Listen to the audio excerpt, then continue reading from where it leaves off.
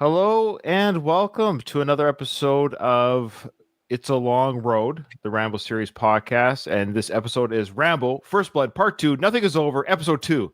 These titles are getting longer and longer and more ridiculous as the show continues, but I don't think the show is getting more ridiculous. I have with me today a very special guest, Peter from the land down under, I believe is what they say. Peter, how you doing?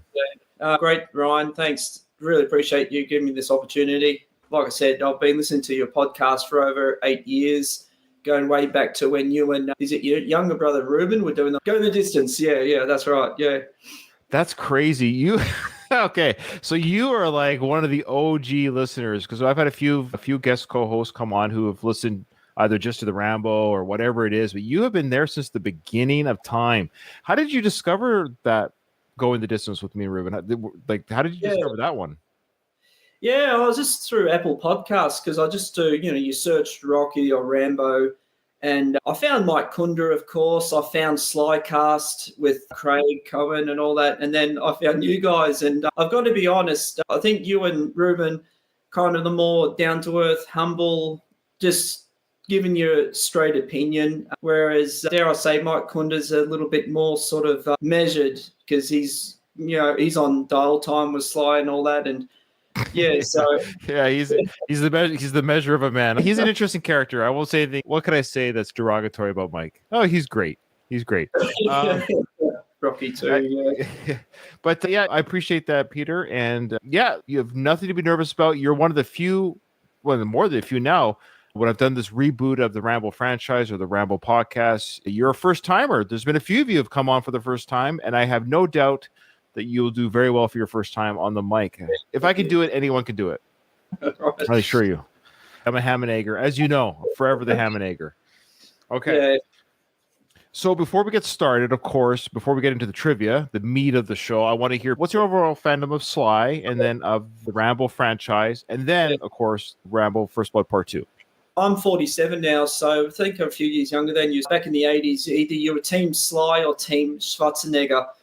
And although I enjoyed Schwarzenegger films, look, Sly for me was the tortured artist, the renegade individual in a lot of his films, especially Rambo. So I first discovered Rambo in 1988 via VHS. Dad brought it home. And I believe I saw First Blood first. So I saw them like you in chronological order. And I've got to admit, I wanted to be on your First Blood show because I feel like I know that film best. So I may struggle today with First Blood Part 2. It's interesting, the other titles. The original title was First Blood Part 2, The Mission. That was James Cameron's. That's right. Yeah. I'm sure you know all the trivia and all that. And I'd forgotten that. I'm sure I'd read that, but if I could retain everything I've ever read, that'd be amazing. So by all means, trivia away on me. Yeah, please. No, that's interesting. I remember last week in your podcast, you said you've seen these films hundreds of times, but still you have that sort of Mandela effect. You can't quite remember precisely. Yeah. So, and like you, I saw Rambo 3 theatrically in May 1988. That was the most expensive film ever made at the time. That was just all enthralling for me as a 10-year-old. So for me, Stallone is a very special person. He's sort of obviously quite self-made, and his sense of perseverance and through all the tribulations of his life. And I'm a little bit of a fitness guru myself, so I've always garnered inspiration from his weightlifting regimen and all that. Yeah, he was trained by Arnold Schwarzenegger's best friend, Franco Columbu, for at least 6 months in 1984. Yeah, to get ready for this film. What do you do for fitness? Are you just something you do on the side, or do you have a job for it, or? Oh, no, I'm a secondary teacher in Australia, but since I was 18, I've been weightlifting. Like Big Guns Doug, I'm the same age. So, I resonate with Big Guns Doug quite a lot. And, he's a big boy, that guy. He's a big boy. Not quite that big, but sort of scrutinising Stallone's fitness regimen over the years has been very inspiring. And all the tribulations what he's gone throughout his whole life, the nadir of his career between 1998 and, 2005, and how he's made the comeback. And I think I was always Team Sly because he was that sort of tortured artist. Like what you and your other guest said, his highs are very high and his lows are very low. He's got some fantastic lows. I love it. And Yeah. at the time of this recording, it's not released yet, but myself, Craig, and Doug, we did our review of Alarum, the movie Alarum. It's the straight to video. It's fantastic. It was a fantastic recording. So look forward to that drop, folks. I just really look forward towards that 3 podcasters reviews of all those dumpsters. Yeah, they're fun. They're fun to do. Craig and Doug, they're great guys, and look forward to that, folks. Okay. Shoot, what was it? Oh, I was going to make a joke. You're big and strong, so you can kick the shite out of your students. What age do you teach? Secondary is between 12 and 18, so yeah. Yeah, there you go. You can beat up some 18-year-olds. That's legal. They're adults. No, like Stallone, I'm only 5'7", so a lot of them. That's funny. Is that what it is? If people are a little bit shorter, they got to get muscles to make up for it? Is that how that works? Yeah, statistically, most bodybuilders are only about 5'8". Yeah. Really? There is something to that, maybe. Maybe there is something to that. Yeah. See, I'm 6 feet, so I never thought of lifting weights. I always had my height as an advantage. I dabbled as a teen with weights. I'm a jogger by nature. That's what I do. So I do stay in shape for an old man. I do run quite regularly. That's my thing. I try to eat healthy, but no, it's great that you do weights. That's great. Yeah, don't worry about the trivia or how well you do. I did get 8 out of 10 last episode. I'm actually surprised by that. But the idea of the trivia is to have fun and to try to beat me, which is fine. But the idea is also it gives us a chance to talk about the films. Whatever question comes up, we talk about the scene and what it means to us. And so it's just geek talk at the very least. We'll get to talk about the scene. So do you have a pen and paper ready? Oh, that's the one thing I don't have. I'll just be very quick. Yeah, go get it. Okay. You're a teacher. You got to always be prepared with a pen and pencil. I guess you've given tests and quizzes as a teacher, right? Not often. Now I teach predominantly visual arts. So, yeah, it's a hands-on practical subject. Oh, visual arts. Okay. Like movies or videos? We're talking about painting, sort drawing? of tactile, painting, sculpting. Yeah, more tactile visual arts. Yeah. Do you do nude models? You ever get a nude model come in there? No. I couldn't do that. I couldn't do the nude model. That'd be so weird to stand there or sit there and having people stencil and draw you. I don't know if I could draw anyone either.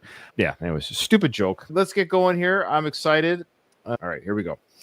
What is Murdoch's response when Troutman asks to go out with the extraction team? So what is Murdoch's response when Troutman asks to go out with the extraction team? Yep. Okay. It's funny. Rocco, who did this book, his dad is EM King on the socials, and he got mad at me on YouTube, said that I helped the last host too much. It's the Canadian in me. You know what I mean? Apparently, I gave too many hints. But I would like to say, so are we saying that Troutman has asked Murdoch to be a part of the extraction team, and Murdoch has given him an answer to that request? Is that how we're reading this question? I remember the scene only. I vividly remember the scene. What was Murdoch's response when Troutman asked? So Troutman says, "Hey, can I go on there?" Oh, extraction team. This is to get Rambo. He's caught. I believe I know the quote. But am I right in saying that this is Troutman asking to get Rambo? So I guess that's what I was confused about. Who's being distracted, the POWs and Rambo, or just the POWs? So they're all in a helicopter. They're hovering over that scene in the marshes, and Rambo's with the one POW. Yeah, I don't know if that's the scene, though. See, I wonder if that's the scene. Because Murdoch's response when Troutman asked to go out with... Rocco, I love you, brother. I have an answer to the request at the very least, because we know what happens. But it's just... I'm confused what part of the film this is in, that's all. You've got those 3 characters in the helicopter. You've got Richard Crenna, you've got Martin Cove, the pilot in the helicopter, Erickson, I think his name is, and then you had the other guy with the aviator son is pointing the revolver at Troutman. Yeah.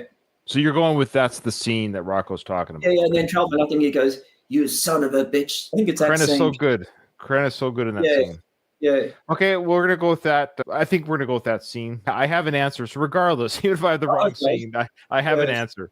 Yeah. All right, this one's a little bit more straightforward. True or false? Rambo wears Cole's necklace after she's killed. I wonder. Okay. Yeah. Look, we both have the answer, but I'll just say that I got something to say about that scene. But by talking about the scene, I'm going to give away our answer. I don't want Rocco's dad to get mad at me again. Okay. Yeah.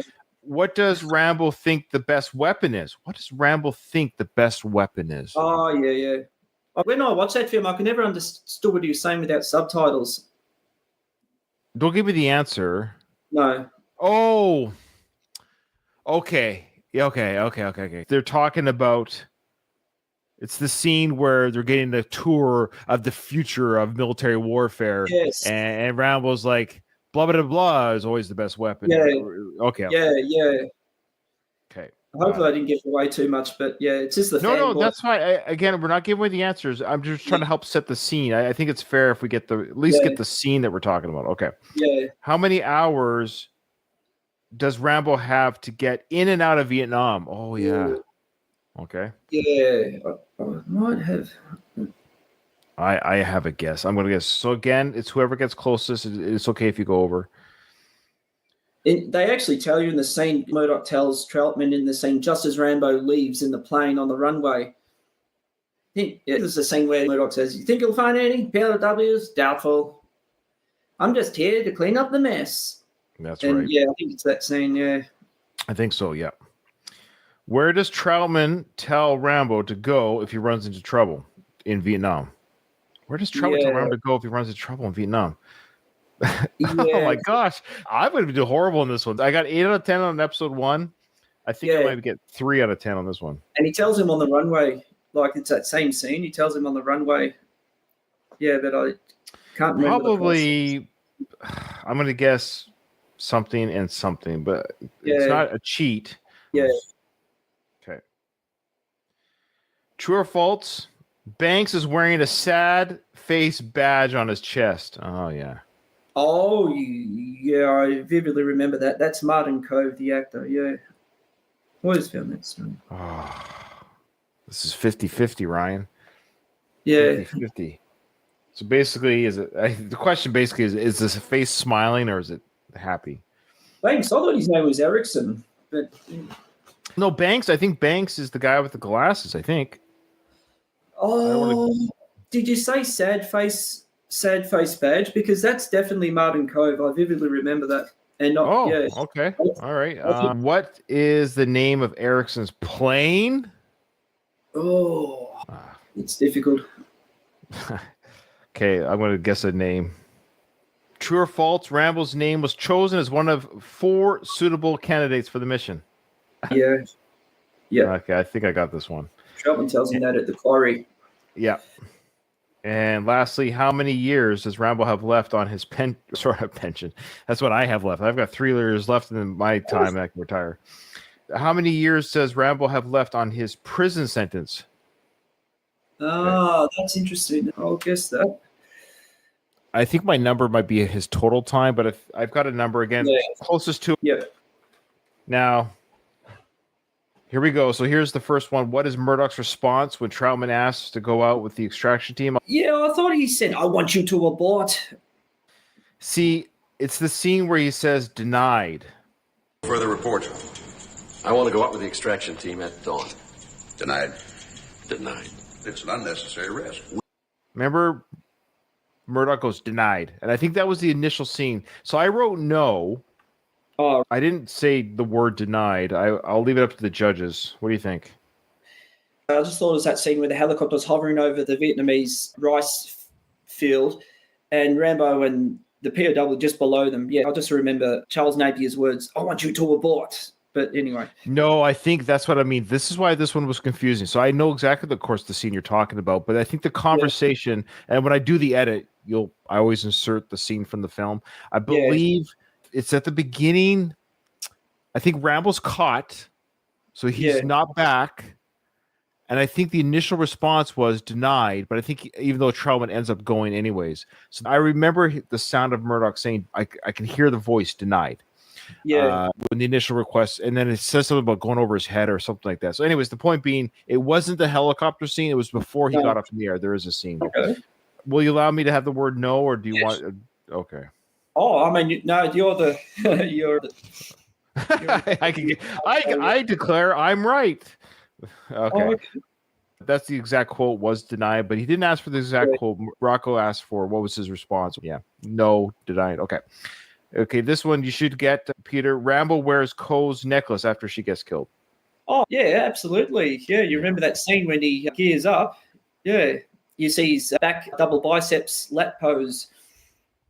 So it's true. Yeah. It's true, absolutely true. Yeah. I love how he wears the necklace, but he refuses to get like extra line. It's on his neck so tight. Yep.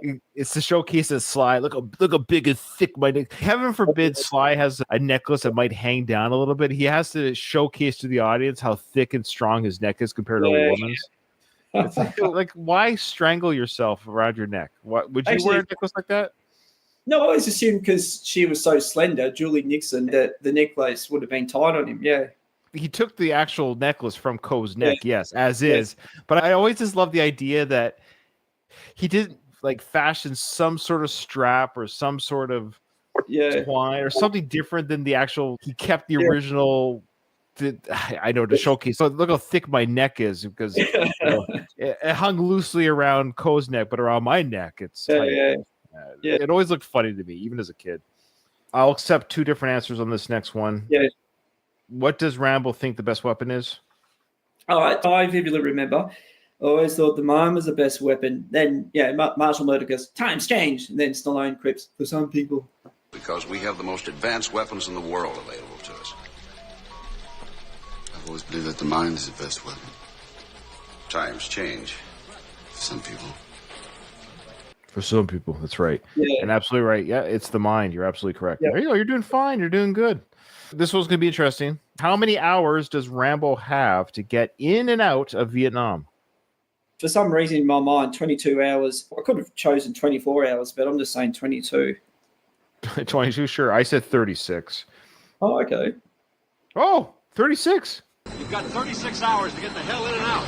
So don't stop and smell the roses, okay? Yeah. Oh, well done. Wow. On the nose. A day and a half. Yeah, that's why I thought. I don't remember it being. No, I got it right, so I'm not gonna. I got to question why. Maybe it's the military in me. I was like, yeah, it's a day and a half. You got one night, a full day. Yeah. Yeah. All right. Where does Troutman tell Rambo to go if he runs into trouble in Vietnam? Now, this one I totally guessed. What was your answer?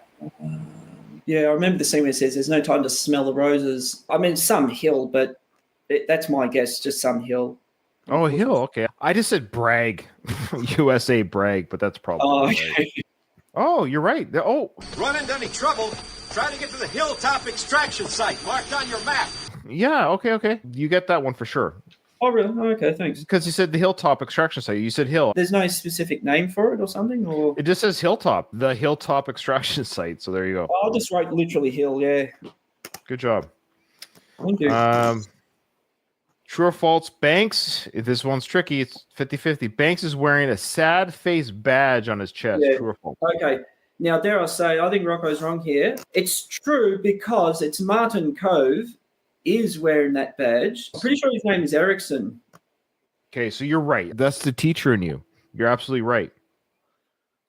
In that, yeah, I was focusing on the badge being smiley or sad. Get what I'm saying?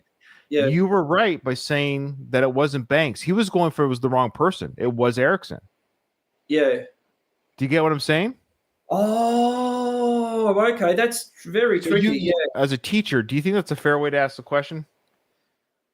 Oh, I haven't thought about it, to be honest. All I know is in my mind, I thought, no, that's not Banks. That's Erickson. I was focusing on whether or not the badge was upside down as a smiley or a sad face. And he was focusing on, no, it was Erickson. So it's false. So you got it right. You said Erickson. Yeah. So there you go. So Rocco got me with the wording on that. Not that he was trying to trick me, but I was just, he was asking which character was wearing it. Good job. Okay. Yeah. What is the name of Erickson's plane? Did you even just guess a name? Anything will do. I wonder in the movie if it's sort of, on the side of the plane or the technical name of the plane. So, no, unfortunately, no. Do you have any guess? Give me something. I just can't even guess. There must be some technical name for it, but I'll forget. Yeah, it's a very special. Oh, I like the idea that you went technical. I'll give it to you if it's a technical name. I'll give it to you because I just put Birdie. Oh, okay. There's a very special type of aircraft. I was reading an IMBD the other day. Yeah, I can't remember, unfortunately. Yeah. Dragonfly 1. Oh, yeah, of course. Yeah. Dragonfly 1, yeah. Yeah. I was close. Birdie's a flying. Yeah. The judge will not give me a point for that one. All right. Rambo's name, true or false? Rambo's name was chosen as one of the 4 suitable candidates for the mission. Yeah, so I just said yes because that's what I remember. Is that your final answer? So Yes. I think Rocco got us again here. Check it out. I haven't looked at the answer yet. To be honest with you, I haven't looked at the answer yet. I could be wrong. Yeah. Because remember on the previous one where Rocco's like, "Who's wearing the badge?" Banks, and I was focused on the badge being upside down or not. I think he's focusing on here that yes, Rambo was selected from the computer, but it's the number of people he's asking. So he's saying, is it 4 or is it not 4? No, I believe it's only 4. Okay, so you're going with. I wanted to give you an out. So you're saying 4. I think it's 3 names were chosen. So the answer is 3. The covert operations being geared up in the Far East. Your name was dug out by the computer as one of 3 most able to complete the mission. Yes. Oh, well done. Yeah.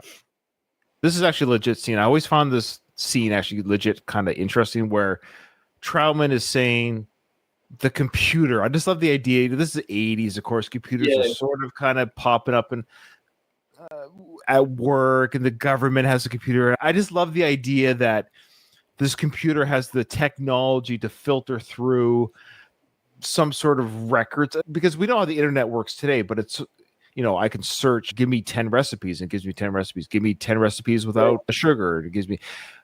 But I love how in 1984 or 5, they had a computer that somehow scoured the U.S. military data banks, and they put in the factor of, okay, we need people who can go to Vietnam, who know the area, who are good weapon experts, who have nothing to lose, or what were their search parameters to get not just Rambo's name, but 2 other guys? And I've always been curious, who are the 2 other guys that came up? Yeah, as you know, in the novelization, Rambo escaped from that camp in 1971. Yep. That's why Troutman elaborates. No one knows the area like you. Yeah. I'm always curious as to, a computer can only give you, the user, information that it has and what you ask of it. So I just want to know what were they typing into this brain computer of, we need to know who's best for this mission. Like, how did they ask the questions to this 1985 computer back in the day? It's just... I have no idea about computers back then. But it was filmed in 1984, so that would have been the same year that Steve Jobs would have been released the first Apple computer and all that. Yeah. So I'm going to ask this question to Grok.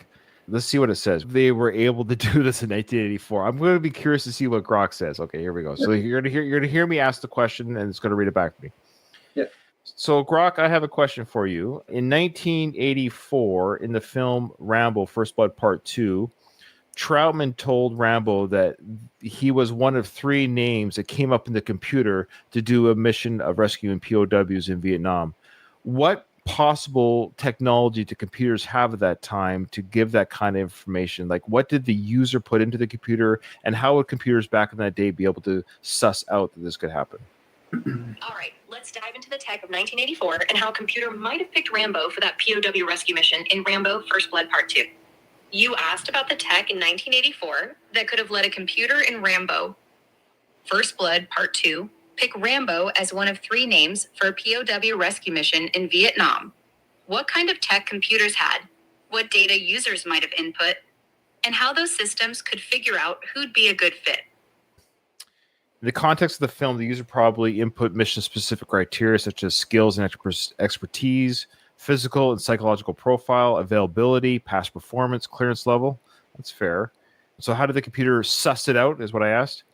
The military likely maintained detailed personnel files in the database, including training records, mission histories, evaluations. Rambo's file would have highlighted his Green Beret background, Vietnam service, and exceptional combat skills, matching algorithm, ranking.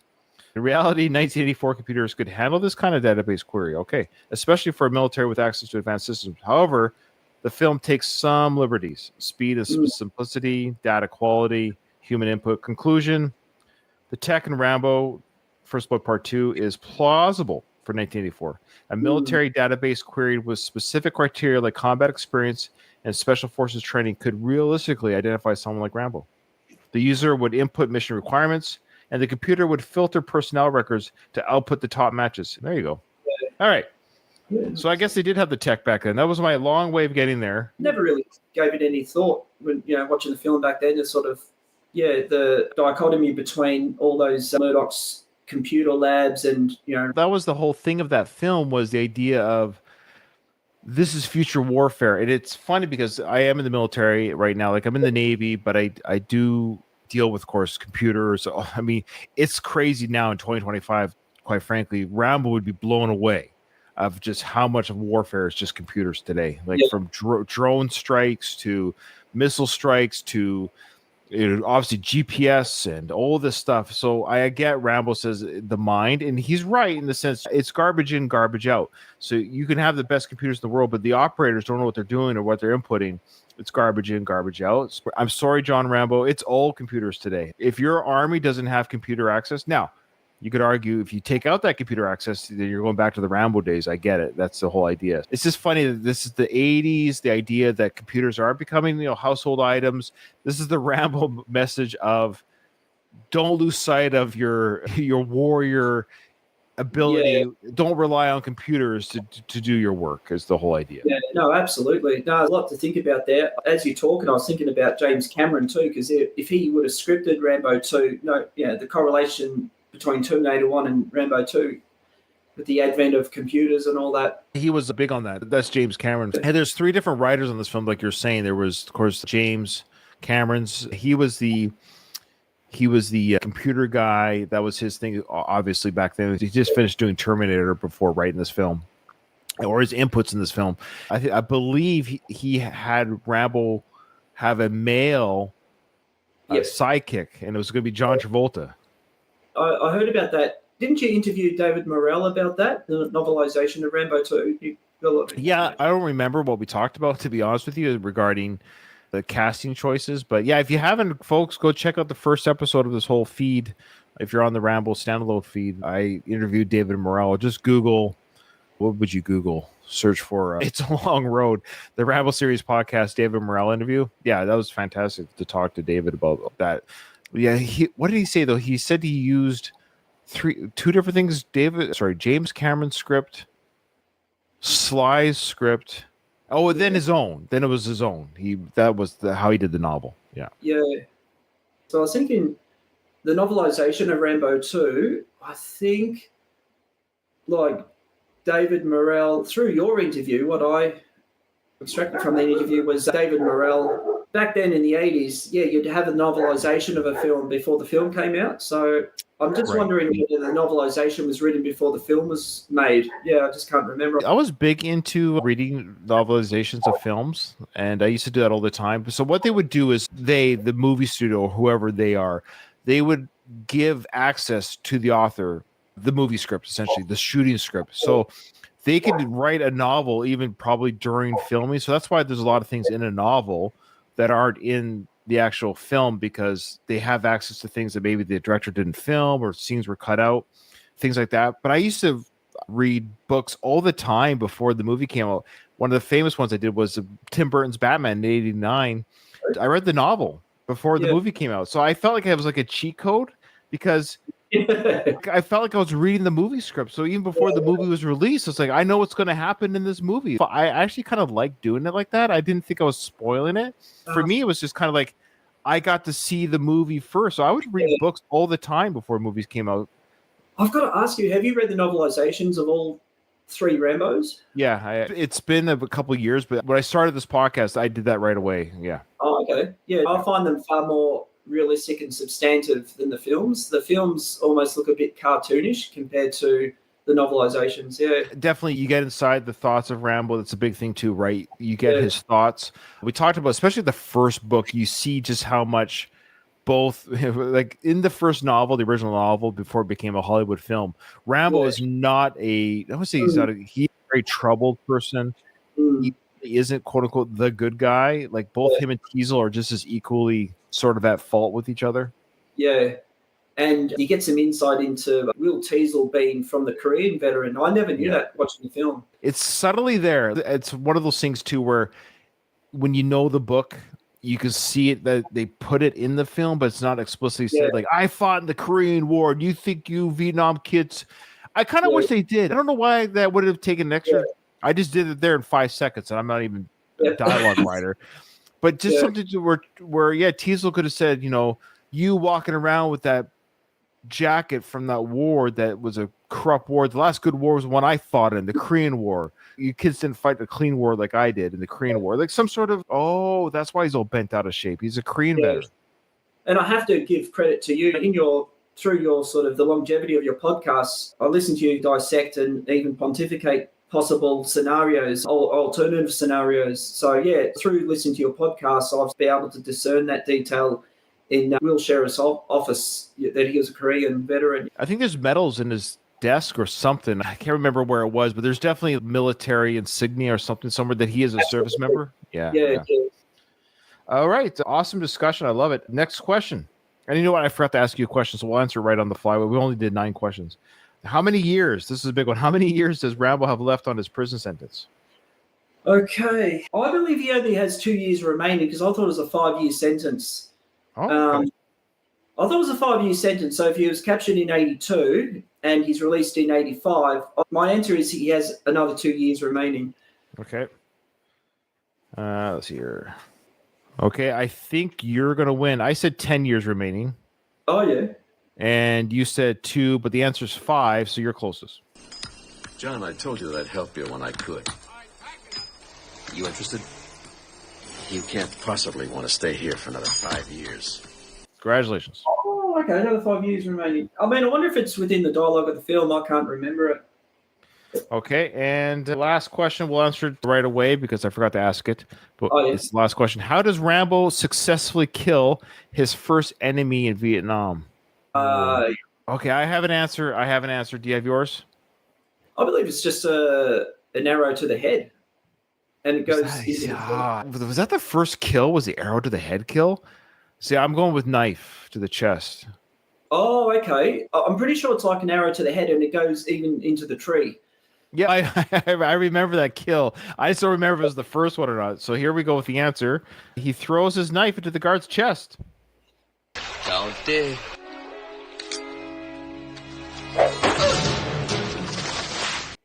Oh, really? Okay. Yeah. Now, the only reason why I don't think it was the arrow to the head is because it's such a memorable kill. I just, as a movie creator, I don't see myself doing that for the first kill. There's something you kind of build up to. Because I think he saves Ko or something. Oh, does he release the first POW? And then he says something in Vietnamese like Dante or something. Then he throws the knife through the heart. Yeah, there you go. I forgot about the Vietnamese. You're right. He says something.